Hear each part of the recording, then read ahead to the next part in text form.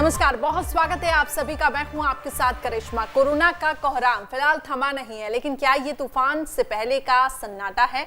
ये सवाल इसलिए उठ रहे हैं क्योंकि सीबीआई रिसर्च की रिपोर्ट में ये दावा किया गया है कि देश में कोरोना की तीसरी लहर अगस्त में आएगी और इसका पीक सितंबर में होगा। रिपोर्ट में यह भी कहा गया है कि जुलाई के तीसरे हफ्ते तक रोज मिल रहे नए केस की संख्या 10,000 तक हो जाएगी। अगस्त के दूसरे पखवाड़े से ये फिर से बढ़ना शुरू होंगे। ये रिपोर्ट डराने वाली है। हालांकि कोरोना के खिलाफ एमपी और छत्तीसगढ़ की सरकार निपटने की कवायद भी शुरू करती है, लेकिन ये सवाल बरकरार है कि अगर तीसरी वेव आशंका के हिसाब से आ गई तो फिर हम इससे निपटने के लिए आखिर कितने तैयार हैं। देखिए, कोरोना की दूसरी लहर अभी पूरी तरह से थमी भी नहीं। उसके पहले ही इस जानलेवा बीमारी की तीसरी लहर की दस्तक सुनाई पड़ने लगी है। एसबीआई रिसर्च की ताज़ा रिपोर्ट्स में कहा गया है कि अगस्त में कोरोना की तीसरी लहर शुरू हो सकती है। बीमारी की तीसरी लहर सितंबर में अपने पीक पर पहुंच जाएगी। तीसरी लहर की पीक में दूसरी लहर की तुलना में 1.7 गुना ज्यादा केस आएंगे। आपको बता दें कि दूसरी लहर के दौरान भारत में 7 मई को 4,14,000 नए केस आए थे। ऐसे में अगर स्टडी का अनुमान सही होता है तो तीसरी लहर के पीक में एक दिन में 7 लाख तक कोरोना के केस आ सकते हैं। देश की बड़ी आबादी को भी वैक्सीनेशन का इंतजार है, लेकिन उसके बीच कोरोना की तीसरी लहर की खबर ने लोगों को डरा दिया है। इसे लेकर एमपी के मुख्यमंत्री शिवराज सिंह चौहान भी बेहद चौकस हैं। लगातार क्राइसिस मैनेजमेंट टीम के साथ बैठक कर कोरोना के खिलाफ उठाए जा रहे कदमों की समीक्षा कर रहे हैं। अपने मंत्रियों, विधायकों और सांसदों को ग्राउंड जीरो पर जाकर व्यवस्थाओं का जायजा लेने के निर्देश दे रहे हैं। हम सबको ही मिलकर देखना है। फिर भीड़ को नियंत्रित करने का काम भी क्राइसिस मैनेजमेंट कमेटी को ही करना है। समझाना, बुझाना, बाजार में निकल जाए, चेहरे पर मास्क नहीं लगा तो हमारे साथी जनप्रतिनिधिगण वहां आग्रह करें मास्क लगवाएं कि भैया पूरा मास्क लगाओ, क्योंकि ये सावधानी नहीं बरती तो दिक्कत हो जाएगी। और प्रशासन भी इसकी चिंता करे कि लोग मास्क लगाएं, उसके लिए अवेयर करते रहे। मैं विधायक साथियों से निवेदन करना चाहता हूं, सांसद साथियों से भी, कि आप अपने क्षेत्र में कभी गाड़ी पे खड़े होकर माइक लगा के निकल पड़े और देखें कि सबने मास्क लगाए कि नहीं, समझाएं, आग्रह करें उनसे। हर जगह आप नहीं पहुंच सकते तो आपकी आवाज में मैसेज रिकॉर्ड करके गांव-गांव बजवाएं। तीसरी लहर को लेकर सामने आई रिसर्च सावधान करने वाली है, लेकिन परेशान करने वाली खबर छत्तीसगढ़ से भी सामने आ रही है, जहां वैक्सीन की उपलब्धता दुरुस्त नहीं है। टीके की कमी की वजह से रायपुर में टीकाकरण पर ब्रेक लग गया है। कोरोना वायरस के खतरनाक डेल्टा म्यूटेंट को लेकर भी सरकार के सामने बड़ी चुनौती है। कोरोना का ये वेरिएंट न सिर्फ तेजी से फैलता है, बल्कि वैक्सीनेशन को भी कोरोना के इस वेरिएंट के खिलाफ पूरी तरह सुरक्षित नहीं बताया गया है। ऐसे में सावधानी ही बचाव है। सभी को कोरोना गाइडलाइंस का सख्ती से पालन करना होगा, जिससे कोरोना के खिलाफ देश की जंग को और मजबूती मिल सके। Team news state. चलिए, तो कोरोना की आखिर तीसरी वेव को रोकने के लिए कितने तैयार हैं हम, और अगर तीसरी वेव आती है तो उसके लिए अब आखिर क्या रास्ता है? क्योंकि जिस तरीके की लापरवाहियां निकल कर सामने आ रही है उसमें तो कई सवाल उठ रहे हैं। तमाम मेहमान हमारे साथ जुड़े हुए हैं, उनकी तरफ रुख करते हैं। डॉक्टर शरद पंडित जी हमारे साथ जुड़े हुए हैं, हेल्थ एक्सपर्ट। बहुत स्वागत है शरद जी आपका। इसके साथ ही मेरे 3 सहयोगी, भोपाल से दीप्ति चौरसिया और छत्तीसगढ़ रायपुर से हमारे साथ आदित्य नामदेव, ग्वालियर से मेरे सहयोगी विनोद भी जुड़े हुए हैं। तो सबसे पहले हम रुक करते हैं, शरद जी आपका ही रुक करते हैं। जिस तरीके से अभी हम देख रहे हैं, ये एक्सपर्ट्स की तरफ से अनुमान जताया जा रहा है कि तीसरी वेव जल्द ही आ सकती है, सितंबर में इसका पीक देखने को मिल सकता है। ऐसे में भारत इसके लिए आखिर कितना तैयार है? हालांकि वैक्सीनेशन को लेकर अब रफ्तार हम देख रहे हैं, लेकिन फिर भी जिस तरीके की लापरवाहियां निकल कर आ रही हैं अनलॉक में, ये काफी ज्यादा चिंता का विषय बना हुआ है। हाँ, देखिए करिश्मा, ये बिल्कुल सही है कि अभी भी बहुत ज्यादा सतर्कता की आवश्यकता है और साथ ही साथ हमको जो है कहीं न कहीं सजग रहने की जरूरत है। देखिए क्या है कि अभी जो है हम लोग जिस तरह से फर्स्ट वेव जब आई थी और उसके बाद हम लोग थोड़े लापरवाह बने रहे, तो उससे हमको सेकंड वेव में भारी नुकसान उठाना पड़ा और जो है काफी लोग उससे प्रभावित हुए। तो निश्चित रूप से जो गलतियां उस समय हुई थी अब उनको दोहराना नहीं है, उनसे सबक लेते हुए आगे बढ़ना है। सेकंड वेव को हम लोगों ने जो है करीब करीब कंट्रोल कर लिया है और अब केसेस की संख्या में काफी गिरावट आई है। परंतु इसमें कहीं भी जो है आत्ममुक्त होने की जरूरत नहीं है। कहीं भी किसी तरह से जो है हमको जो है वो ये नहीं सोचना चाहिए कि हम लोगों ने जो है इसको जो है नियंत्रित कर लिया। देखिए, एक तो लॉकडाउन का प्रभाव था, घरों में लोगों को जब जो है रोका गया तो उसकी वजह से इसकी चेन जो है ब्रेक हुई। दूसरा जो है हम लोग जो है जो वैक्सीनेशन जो हमारा एक बहुत ही आवश्यक और महत्वपूर्ण टूल है उसको भी जो है लोगों तक पूरी तरह से स्मूथली पहुंचाने में जो है वो सफल नहीं हो पा रहे। देखिए, कहीं ना कहीं जो भी रीजन है, शासन स्तर पर प्रयास हो रहे हैं, प्रशासन अपनी तरफ से प्रयास कर रहा है, स्वास्थ्य विभाग, अन्य सभी लोग जो है वो अब जो है इस काम में युद्ध स्तर पर जुटे हुए। पर कहीं ना कहीं यदि वैक्सीन की आपूर्ति में बाधा होगी, उसकी सप्लाई जो है हम बराबर नहीं कर पाएंगे, तो हम जो है कम्युनिटी को जो है वो इम्यूनिटी प्रदान नहीं कर पाएंगे। तो देखिए, ये सारे फैक्टर्स हैं। तो इसके बीच में आवश्यक ये है कि ये सब चीजें जब हम जो देख रहे हैं ये हमारे ऑब्जर्वेशन है, परंतु उसमें भी कहीं भी हमको जो पूर्व में दिशा निर्देश हैं, जो प्रोटोकॉल्स जो डिसाइड किए गए, उसका पालन आज भी करना है और आगे भी महीनों तक करना पड़ेगा। देखिए, थर्ड वेव आने की संभावना है जैसा व्यक्त किया जा रहा है, तो बिल्कुल जो है अनावश्यक रूप से घर से बाहर ना निकले। नंबर 2, मास्क का उपयोग जो है वो आज भी उतना ही आवश्यक है। तीसरा, हैंड वॉशिंग और सोशल डिस्टेंसिंग, इनका भी पालन ठीक उसी तरह करते रहें जिस तरह से अब हमने सेकंड वेव को कंट्रोल करने में किया है। तो ये कुछ जो है सावधानियां रखना पड़ेगी और इसके लिए समाज का सहयोग बहुत आवश्यक है। बिल्कुल, आपने सही कहा कि जागरूकता की बहुत ज्यादा जरूरत है लोगों में, और उनका अगर सहयोग मिलेगा तो ही हम तीसरी वेव से बच पाएंगे। छत्तीसगढ़ की तरफ रुख करते हैं। मध्य प्रदेश तो फिर भी संक्रमण के मामले में थोड़ा काबू में है, हालांकि छत्तीसगढ़ में भी संक्रमण अब 1% से नीचे कुछ जिलों में पाया जा रहा है। लेकिन फिर भी आदित्य, चिंता का विषय ये बना हुआ है कि छत्तीसगढ़ में कुछ ऐसे इलाके भी हैं, खासतौर से अगर हम बस्तर की बात करें, यहाँ पे भी जागरूकता की कमी देखने को मिल रही है, वैक्सीनेशन ठीक तरीके से नहीं हो पा रहा है। तो तीसरी लहर का भी जो अनुमान जताया जा रहा है, काफी ज्यादा दिक्कतें हैं इस वक्त।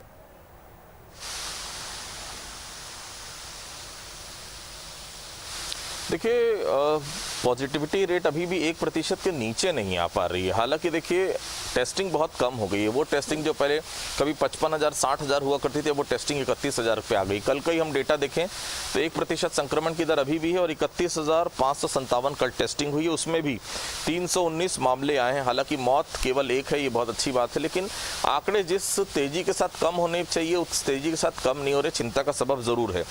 दूसरी महत्वपूर्ण चीज जो अब बस्तर के बारे में डिस्कशन कर रहे हैं, बस्तर में देखिए अभी भी बीजापुर और सुकमा, ये दो इलाके हैं। सुकमा में भी कल 47 मामले सामने हैं। उस समय जब रायपुर राजधानी में 10 मामले सामने आ रहे हैं और सुकमा जैसे छोटे से जिले में अगर 47 मामले सामने आ रहे हैं, तो अपने आप में बताने के लिए पर्याप्त है कि स्थिति चिंताजनक है। बीजापुर में कल 35 मामले सामने आए। टेस्टिंग इतनी कम होने के बावजूद भी मामले लगातार बढ़ रहे हैं, ये चिंता का सबब जरूर है। और लोगों में लापरवाहियां जितनी ज्यादा बढ़ रही, तीसरी वेव को हम खुद आमंत्रित कर रहे हैं। तीसरी वेव आने का सबसे बड़ा कारण यही होगा हमारी लापरवाहियां। सड़क में लापरवाहियां हर तरफ दिख रही हैं, सरकारी आयोजनों में दिख रही है, हर तरफ लोग बेपरवाह हो गए। लोगों को ऐसा लगता है कि अगर हमने अभी तक वैक्सीनेशन पे हम चले गए हैं या फिर अभी कोविड-19 खत्म हो गया है तो सब कुछ खत्म हो जाएगा, ऐसा नहीं है। आप देख लीजिए, डोज भी खत्म हो गई हमारे पास। सेकंड डोज पहले फर्स्ट डोज नहीं लग रही थी, सेकंड डोज लग रही थी, आज तो सेकंड डोज भी खत्म हो गई। अब सामने चस्पा कर दिया गया कि दोनों डोज जब नई वैक्सीन आएगी तभी हम वैक्सीनेशन के फर्स्ट और सेकंड डोज लगा पाएंगे। तो ये एक बड़ा खतरा है, क्योंकि जितना तेजी के साथ आप वैक्सीनेशन कर पाएंगे उसी से आप तीसरी लहर से बच पाएंगे। लेकिन वैक्सीनेशन पे ब्रेक लगना कहीं ना कहीं आने वाले समय में और छत्तीसगढ़ की चिंता बढ़ा सकता है। बिल्कुल, और आज ही छत्तीसगढ़ से खबर सामने आई कि वैक्सीनेशन के डोज खत्म हो चुके हैं और ये एक चिंता की बात है। बहुत बहुत शुक्रिया आदित्य हमारे साथ जुड़ने के लिए। सीधे रुक करते हैं, अब मध्य प्रदेश के हालातों के बारे में थोड़ा सा रुक करते हैं। मेरी सहयोगी दीप्ति जुड़ी हुई है और ग्वालियर से विनोद जुड़े हुए हैं। सबसे पहले दीप्ति, आपके पास आना चाहूंगी। अगर बात हम मध्य प्रदेश की करें तो यहाँ पर भी जगह जगह से लापरवाहियों की तस्वीरें निकलकर सामने आ रही है। हालांकि संक्रमण कम हुआ है, लेकिन मध्य प्रदेश में तो डेल्टा प्लस का भी खतरा काफी ज्यादा है। ऐसे में जब तीसरी लहर की आशंका जताई जा रही है तो कितना तैयार है आखिर प्रदेश?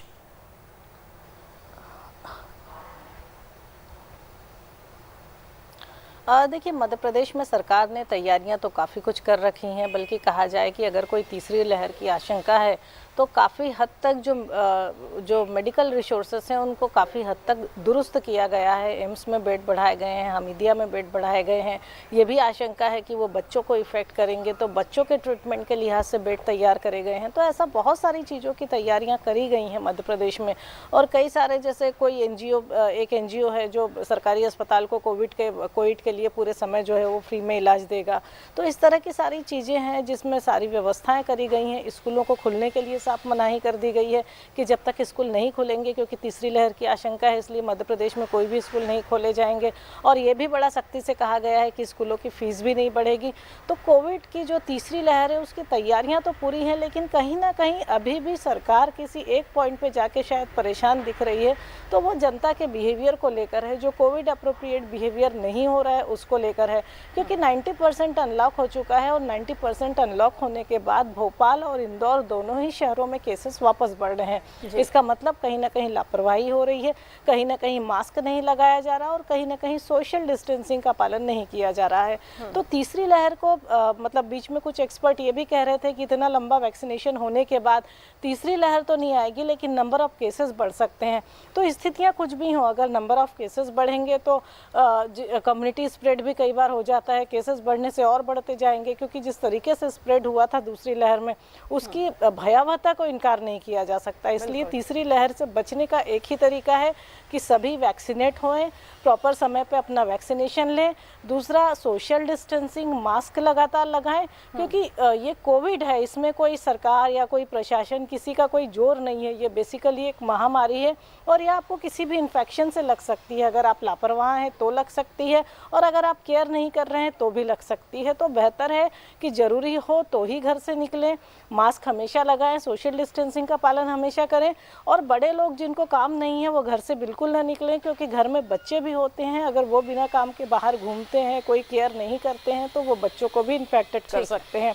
तो देखिए, जैसे ही अनलॉक हुआ नंबर ऑफ केसेस तो बढ़ना शुरू हो गए, लेकिन लोगों ने अभी भी सुध लेना नहीं शुरू करी। पहले भी मार्च अप्रैल में केसेस बढ़ते रहे, लेकिन मिड ऑफ मार्च में सबको सुधाई जब ये लगा कि इतनी तेजी से कोविड बढ़ गया। तो तैयारियां तो पूरी हैं, लेकिन जनता को कहीं ना कहीं समझना होगा और कहीं ना कहीं कोविड से जुड़े हुए बिहेवियर को अभी भी मानना पड़ेगा, क्योंकि कोविड गया नहीं है। ये जरूर है कि पूरा बाजार अब अनलॉक हो चुका है, लेकिन कोविड इस बाजार में अभी भी मौजूद है। बिल्कुल, आपने सही कहा कि लोग इसे गंभीरता के साथ अभी नहीं ले रहे हैं। काफी लोग थे जिन्होंने अपनों को खोया है, इसके बावजूद भी लोग इसको समझ नहीं रहे हैं।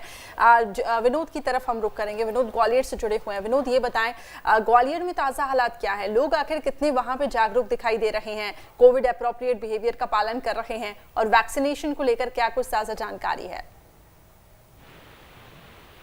देखिए, सबसे पहले अगर हम लोगों की जागरूकता की बात करें तो जिस तरह से गाइडलाइंस जारी की गई है केंद्र सरकार और राज्य सरकार की ओर से, और फिर लोगों से उम्मीद की गई है कि वो गाइडलाइन का पालन करें, तो काफी हद तक लोग मास्क तो लगाते हैं, लेकिन इन दिनों ऐसा कुछ दिखाई नहीं दे रहा है। लोग बिना मास्क के हुजूम के रूप में बाजारों में निकल रहे हैं। दूसरा, गाइडलाइंस का एक प्रमुख बिंदु है जिसमें कहा जाता है कि सोशल डिस्टेंसिंग का पालन करें।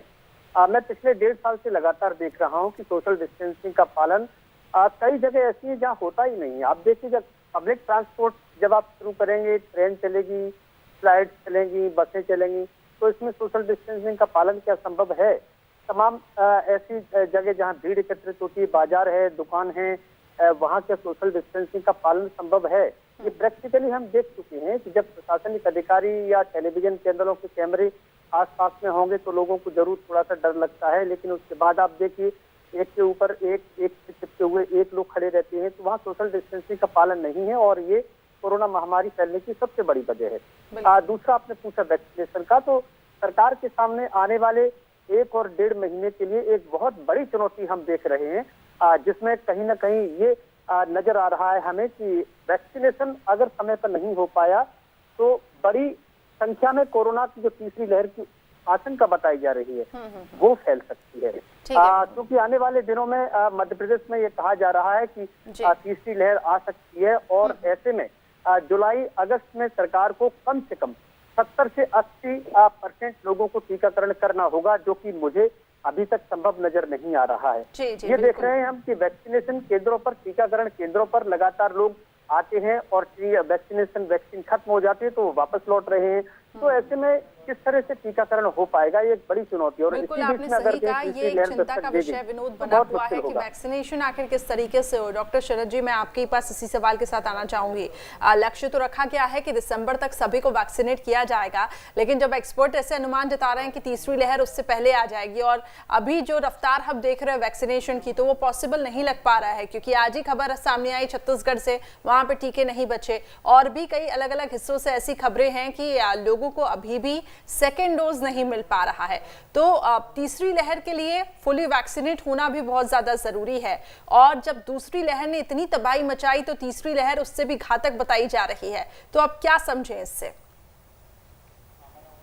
करिश्मा, देखिए क्या है कि हमारे पास दो ही टूल उपलब्ध है। एक तो हम प्रोटोकॉल्स का पालन करें और दूसरा अधिकतम लोगों का वैक्सीनेशन। जी। अभी हम वैक्सीनेशन में जो है वो हार्डली जो है दोनों डोज जो है 5% से भी कम जनसंख्या को दे पाए हैं, जो कि बहुत ही चिंताजनक स्थिति है।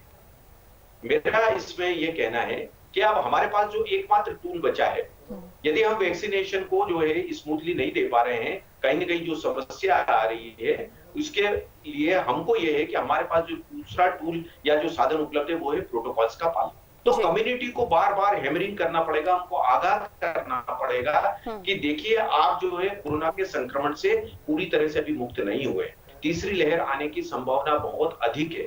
तो इस दृष्टि से हमको जब यदि हम वैक्सीनेशन की आपूर्ति नहीं कर पा रहे हैं, तो हमको जो है प्रोटोकॉल्स का पालन करना, इसके अलावा कोई विकल्प नहीं बचा है। तो मास्क का उपयोग, दूसरा जो है सोशल डिस्टेंसिंग, सैनिटाइजेशन और हैंड वॉशिंग, ये हमको लगातार महीनों तक अभी जो है वो इसका पालन करना पड़ेगा।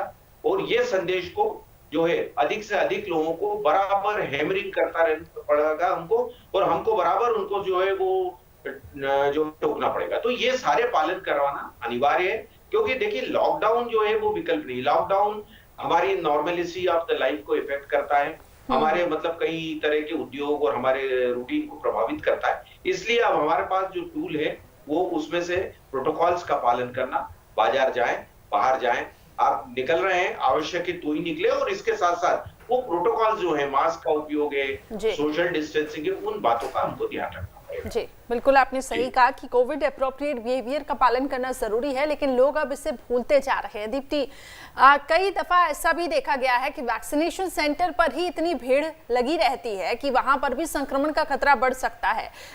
वहां क्योंकि कुछ तस्वीरें हमने ऐसी देखी हैं कि वैक्सीनेशन सेंटर में लोगों के लंबी लंबी लाइनें लगी हुई हैं, तो ऐसे में वहां पे क्या व्यवस्थाएं की जा रही हैं? और मध्य प्रदेश की अगर हम बात करें तो क्या दूसरा डोज वहां पर उपलब्ध हो पा रहा है कि नहीं हो पा रहा?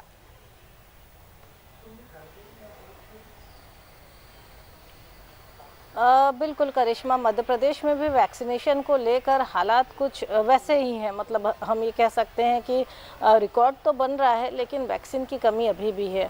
और रही दूसरे डोज की बात, तो दूसरे डोज के लिए सरकार स्पेसिफिक दिन अलॉट कर रही है। जैसे 3 तारीख को कोवैक्सीन के सिर्फ दूसरे डोज लगाए गए, 5 को कोविशील्ड के सिर्फ दूसरे डोज लगाए गए, लेकिन वैक्सीन की जो सप्लाई है वो अभी भी बहुत कम है। और जिस तरह की तस्वीरें हमने छिंदवाड़ा से देखी, इंदौर के कुछ सेंटर से देखी, भोपाल के कुछ सेंटर से देखी, उस तरह की तस्वीरें काफ़ी हद तक देखने को मिल रही हैं। और उसकी सबसे बड़ी वजह है कि वैक्सीन की कमी है। जब लोगों को लगता है वैक्सीन की कमी है और भीड़ लंबी लग जाती है, कई बार वैक्सीन लेट आती है, कई बार 1000 लोग पहुंच जाते हैं लगवाने, चूँकि पूरा अभियान चल रहा है और वैक्सीन केवल 200 होती हैं, तो उस तरह की स्थितियों में ये भागदौड़ हो जाती है। इस तरह के जो है नज़ारे देखने को मिलते हैं, क्योंकि प्रॉपर सोशल डिस्टेंसिंग के गोले वहाँ भी बनाए जाना चाहिए। और उन सबसे बड़ी बात यह है कि अगर सबको ये पता हो कि वैक्सीन सभी के लिए उपलब्ध है, तो लोग पेशेंस से अपनी बारी का इंतज़ार तब भी कर पाते हैं। लेकिन जहाँ ये बात आ जाती है कि वैक्सीन बहुत थोड़ी है, लगवाने वाले बहुत सारे आ गए हैं, तो वहाँ कहीं ना कहीं भगदड़ की स्थितियाँ भी होती हैं। और फिर वो जो लोग होते हैं जिनको सोशल डिस्टेंसिंग रखनी चाहिए, जो वैक्सीनेट होने आए हैं, वो कहीं ना कहीं भीड़ की शक्ल में तब्दील हो जाते हैं। तो ये इस तरह का वैक्सीनेशन भी लोगों को नुकसान दे सकता है। ये बात कम से कम लोगों को समझनी होगी, क्योंकि कई जगह तो इतनी भगदड़ हुई है कि पुलिस को बुलाना पड़ा, पुलिस को सामने रखकर जो है लोगों की लाइन लगवानी पड़ी। तो आज भी जब इतनी कोविड की इतनी मार झेल चुकी है, पूरा देश झेल चुका है, जिसमें पहली लहर तो ठीक थी, लेकिन दूसरी लहर ने कितने लोगों की जान ले ली। उसके बाद भी लोग अगर ये बात नहीं समझ पा रहे हैं तो अपने आप में एक बड़ी मतलब ये स्थिति है कि अब इनको कैसे समझाया जाएगा। दूसरा, कहीं ना कहीं केंद्र सरकार वैक्सीन सप्लाई कर रही है, तो कहीं ना कहीं सप्लाई और तेज़ी से अगर हो जाए तो इस तरह की स्थितियां भी कम देखने को मिले। जब लोगों को ये इंश्योर होता है कि उनको वैक्सीन ज़रूर लगेगी, इतनी है, तो वो निश्चिंत हो जाया करते हैं कि ठीक है, फिर वो इंतज़ार कर सकते हैं। लेकिन जब इस तरह की बात आती है कि कैंप में वैक्सीन नहीं है, सेंटर में वैक्सीन खत्म हो गई है, तो कहीं ना कहीं भगदड़ जैसी स्थितियाँ बनती हैं। ठीक है, बिल्कुल आपने सही कहा कि लोगों को वो इंश्योरिटी नहीं मिल पा रही है कि उनको वैक्सीन आखिर कब लगेगी। वो नंबर अगर उनको मिल जाए तो प्रॉपर एक सोशल डिस्टेंसिंग भी सेंटर्स में बनी रहे। डॉक्टर शरद जी, एक 1966 में एक स्टडी की गई थी जिसमें ये कहा गया था कि वहीं से ही जो स्टडी पे ये निकलकर बात सामने आई थी कि एक साइकोलॉजिकल भी रहता है। अगर आप लोगों को छूट दो और लोगों को आप जिस चीज़ के लिए अगर आप मना करते हो तो वो वही चीज़ करते हैं। अभी जिस तरीके से हम देख रहे हैं, अपील लगातार की जा रही है, सबक भी कई लोगों ने सीखा और कई लोगों ने अपनों को भी खोया है, लेकिन वो त्रासदी हमने देखी, तबाही हमने देखी दूसरी लहर में।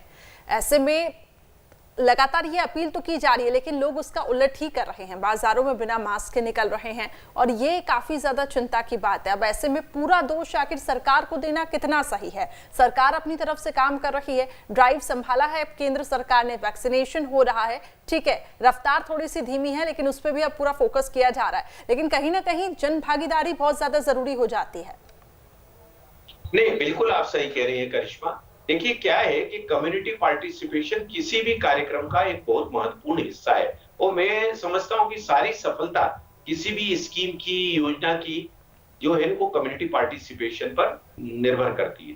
तो देखिए, यदि कम्युनिटी को जो है जितना ज्यादा, मैं बार बार इस शब्द का उपयोग कर रहा हूं, हैमरिंग, लगातार हमको उनको टोकना पड़ेगा, लगातार समझाना पड़ेगा और उसके बावजूद नहीं मानते हैं तो फिर कहीं ना कहीं सख्त कदम भी हमको उठाना पड़ेंगे। तो ये सख्त कदम जो है उठाने के बाद जो है शायद कुछ असर पड़े। देखिए, आपने स्वयं ने ये कहा कि कहीं अपनों को हमने सेकंड वेव में खोया है, हमने जो है इसकी जो है बहुत भयंकर जो है पीड़ा भोगी है। उसके बाद भी यदि जो है लोग नहीं समझेंगे तो कहीं ना कहीं प्रशासनिक स्तर पर हमारा जो अमला है, शासकीय अमला है, उसके द्वारा ये जो है समझाइश के बाद भी जो है वो नहीं यदि कोई मानते हैं तो फिर जो है वो सख्त कदम की आवश्यकता रहेगी। देखिए, इसके लिए बराबर जो है मैं समझता हूं कि जहां भीड़ भरे बाजार हैं या जहां थोड़ा सोशल गैदरिंग हो रहा है, हमने देखा अभी जो बताया गया कि भाई कम्युनिटी जहां वैक्सीनेशन हो रहा है वहां लोग बाग आ रहे हैं, वहां भीड़ कर रहे हैं, तो वहां भी बराबर जो है माइकिंग करते रहे, लोगों को तितर बितर करते रहे, लोगों को समझाते रहे, वहां भी इन सेंटर्स पर निगरानी रखी जाए।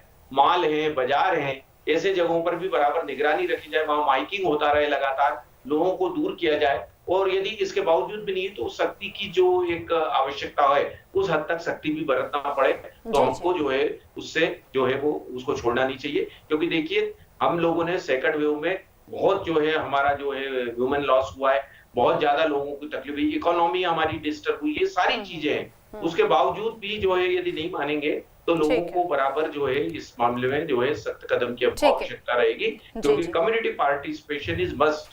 बिल्कुल आपने सही कहा डॉक्टर शरद जी। तो इस समय की कमी है, दीप्ति संक्षिप्त में आपसे जवाब चाहूंगी क्योंकि इस वक्त काफी ज्यादा परेशानियां ये भी हैं, हालांकि ये मुद्दा नहीं हमारे चर्चा का, लेकिन नर्सेस भी हड़ताल पर हैं। ऐसे में सरकार तो कह रही है तीसरी लहर के लिए तैयार हैं और कई लोग दूसरी लहर में ऑक्सीजन के संकट से सब लोगों ने जान गंवाई थी। तो ऐसे में अब इसको लेकर क्या कुछ तैयारियां तेजी के साथ की जा रही हैं?